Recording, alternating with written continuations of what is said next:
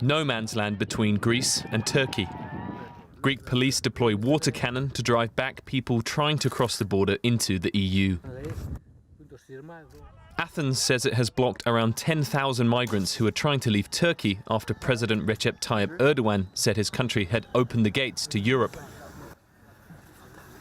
The Greek authorities have sent an automated text message to mobile phones along the border areas of Greece. They're urging people against trying to enter. Turkish soldiers have been seen patrolling with wire cutters to cut the fence and guide the illegal migrants here. This was only stopped because Greek soldiers patrolling at that point intervened and repaired the damaged fence.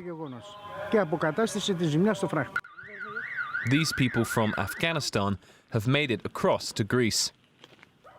But that doesn't mean they're safe. This is our life. Every time to struggle and saving our life and surviving to work, and that's it. The Greek police are arresting migrants they find on their side of the border.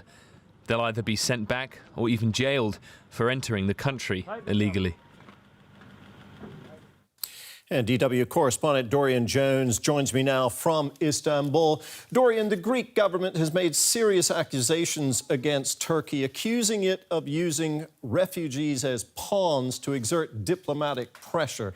Has there been a response from Ankara? Well, Ankara has said that any criticism of its decision to stop migrants from leaving the country is absolute rampant hypocrisy. They say Turkey has an unblemished record of dealing with the world's refugee crisis, saying the country is hosting around 4 million refugees, 3.5 million from Syrian civil war and 0.5 million from other conflicts from the region.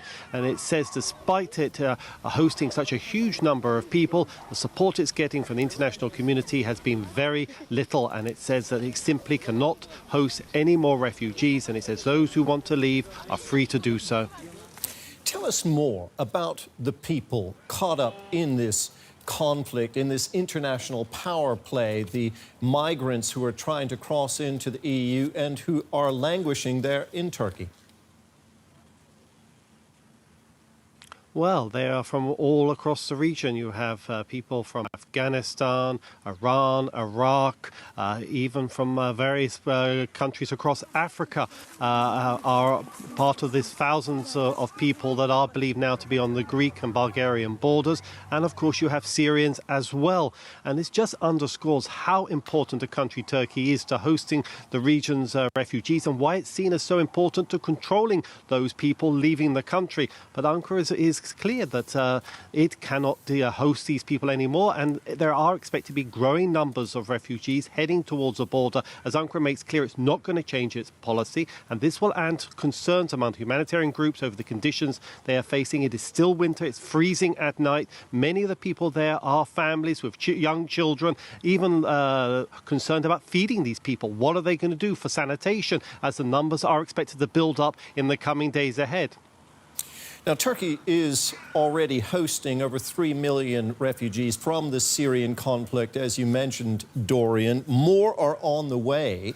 Is any progress being made in de-escalating that conflict in Syria? Well, that's the thing that Turkey will be looking for. It's looking for international support for its military operation inside Idlib. This is much not as aimed at the European Union, but the NATO members within the European Union, who Ankara is looking for to support its call for military support, in particular deployment of anti-aircraft missiles, Patriot missiles. That is what Ankara wants in support of its military operation, because it says unless that operation succeeds and makes the region of Idlib stable, Turkey will face 1.5, possibly 2 million more refugees. And Ankara says that's not only Turkey's problem, that will be Europe's problem. Dorian, thank you very much. DW correspondent Dorian Jones there in Istanbul.